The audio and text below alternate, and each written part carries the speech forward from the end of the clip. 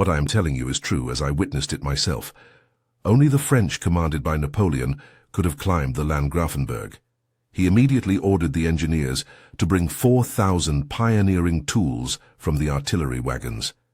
He then ordered that every battalion should work in hourly shifts, widening and leveling the track. When each battalion finished, they would march up and form silently on top of the plateau. They worked by the light of torches, which the enemy did not see because of the fires and smoke coming from the town below. By dawn, some 30,000 men were massed on top of the Landgrafenberg. They were literally massed because these men were crowded against each other, back to back, with no space to move. After France's victories in the Austerlitz campaign of 1805, Napoleon had become the undisputed emperor of the French, with control over Italy, Spain, Holland, Switzerland, and southern Germany. On the continent, only Prussia remained undefeated. In August 1806, Prussia secretly began to mobilize for war, joining a fourth coalition with England, Russia, and Sweden.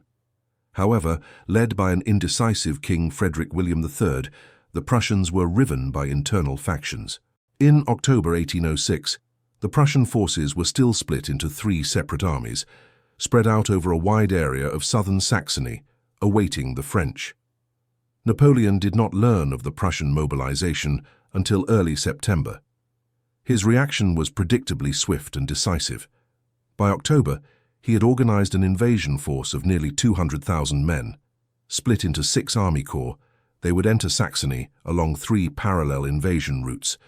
They would be flanked to the north by 2 further forces, the Army of Holland and the 8th Corps, which would invade Hanover.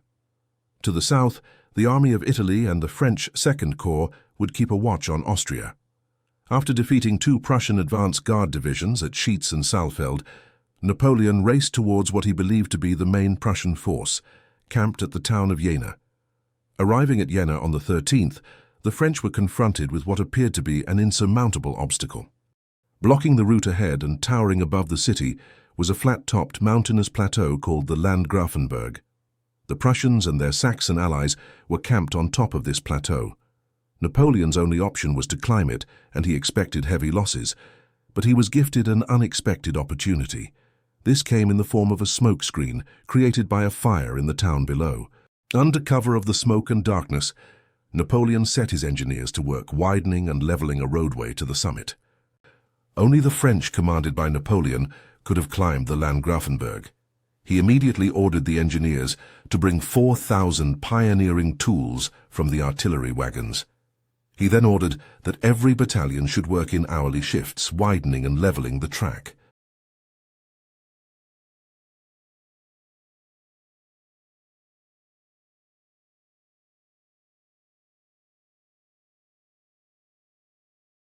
Facing the Landgrafenberg across a narrow valley was the main Saxon-Prussian position. On their eastern flank was the village of Closewitz, and in the centre the village of Lützeroda. The Prussians also occupied Cospeda village on the far western edge of the plateau. Closewitz Wood to the left, in front of us the Landgrafenberg, then Cospeda village, and to our right, Lützeroda village. Napoleon had no choice but to attack head-on. He also sent the 4th Corps to encircle the plateau several kilometers to the east, whilst another corps, the 7th Corps, would ascend the plateau along the 2nd road leading to Cospeda village. The attack began with the 17th and 21st Regiments. It felt like I was entering a forest in a terrible storm. I can say that I have never heard such cannon fire. What worried us was a mist, so thick that we could not see each other within pistol range. The bullets seemed to fall like hail from all sides. It seemed that all hell was unleashed. The very mountain trembled from the cannon fire. In front, the floor was so thickly covered with dead and wounded that it was impossible to advance without stepping on them. Some pleaded to be shot, others screamed, "Help me! Have pity on me!" What the French did not know was that they were faced by only one of 3 Prussian armies. This was the combined Prussian-Saxon army, under the command Prince Hohenlohe, about 50,000 men strong. Its forward division was strung out along a ridge which faced the Landgrafenburg, across a shallow valley. The ridge extended from the village of Lützeroda in the west to the village of Closewitz on the eastern edge of the plateau. The Prussians also held the key village of Cospede to the west. The early morning battlefield was shrouded in mist. The French assault succeeded, as did the attack by 4th Corps to the east of Closewitz. For one thing, the French already outnumbered the Prussians defending their advanced positions. They also held the initiative. By mid-morning, the Prussians were forced to retreat 2 kilometers to a second line. Their left wing had been completely routed. Many believed that the armies of Prussian Saxony, however brave, had been undermined by years of neglect. Our armies in 1806 had ceased to be national armies because the soldiers had become mere serfs. Victory itself was bound to become a matter of indifference to them, because even after victory they were treated no better. Crowded up in camps, they had to live on bread and water, no better than if they had been defeated. The soldiers were required to be automatons and nothing more. The High Command believed that military theory was everything. Morale counted for nothing. Our soldiers were expected to simply obey and move in prescribed formations. Otherwise, nothing more was expected of them. We lectured them about honor. Yet honor was much more a concern of the officer than the common soldier. Before the battle, our men had not eaten for nearly 2 days. It was now approaching midday, and the Prussian commanding general, Hohenlohe, had established the second line of defense on high ground behind the village of Vierzehnheiligen, the village of 14 Saints.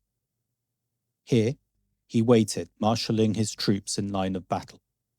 To the west, his right flank was protected by a strong division of the Saxon army based around the village of Iserstedt.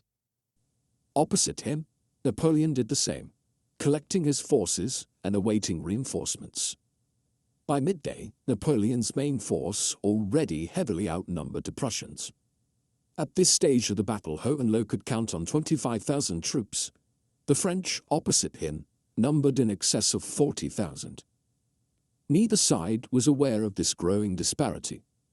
Napoleon believed that he faced the entire Prussian army. The Prussians neglected to occupy the villages of Vierzehnheiligen and Krippendorf, and the French were quick to seize both. The next 2 hours, both armies maintained their static position. The situation was interrupted by an unsupported and misjudged advance by Marshal Ney, contrary to Napoleon's orders. However, French tirailleurs and sharpshooters poured fire into the Prussian lines.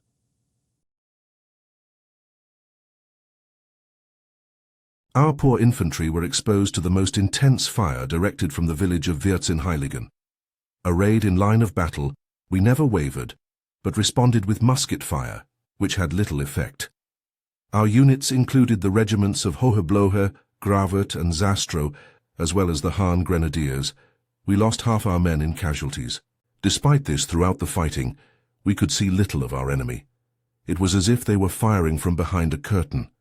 The enemy sharpshooters used the terrain and broken ground from which to fire. Even their cannon were positioned in such a way that only their muzzles were visible. It's Closewitz Wood. Lützeroda is behind Iserstedt Wood, just over there. Then Iserstedt, turning behind us, looking at the plateau towards Klein-Romstedt, and facing north, and Vierzehnheiligen again. By early afternoon, the Prussian line was already seriously weakened.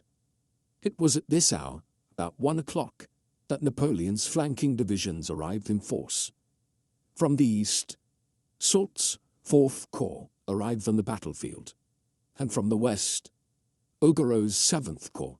The Prussian line was broken by a French attack through Iserstedt Wood, which isolated and surrounded the Saxon regiments on the Prussian flank.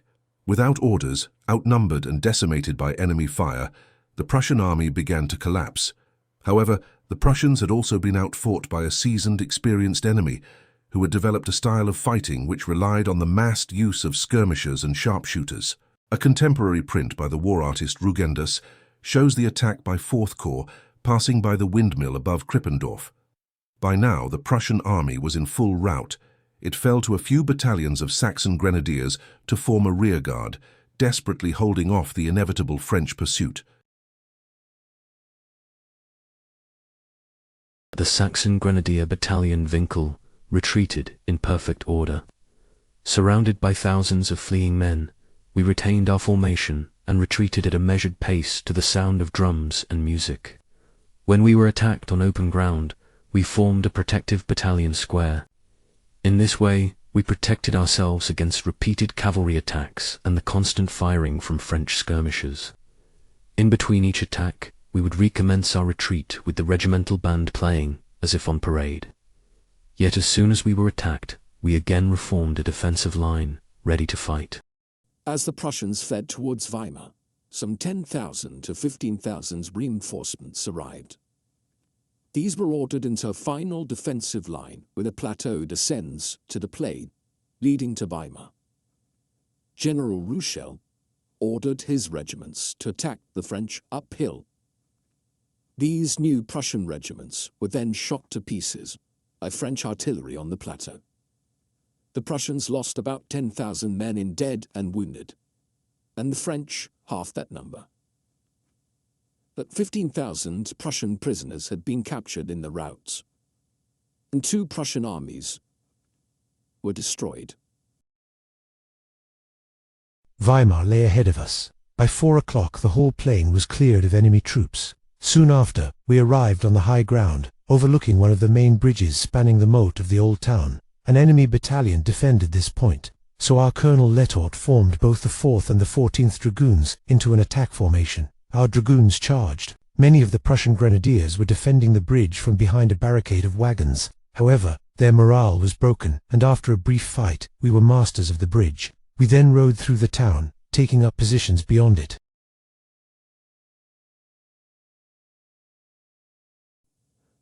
However, Jena by itself would have been a partial victory. Indeed, it may even have been a Pyrrhic delay, a waste of time. Unknown to Napoleon, the main Prussian army was 25 miles to the north. All that stood in its way was a single French corps of 25,000 infantry. On the morning of the 14th October, the full weight of this main Prussian army was bearing down upon it, close to a small town called Auerstedt. This will be the subject of our next video.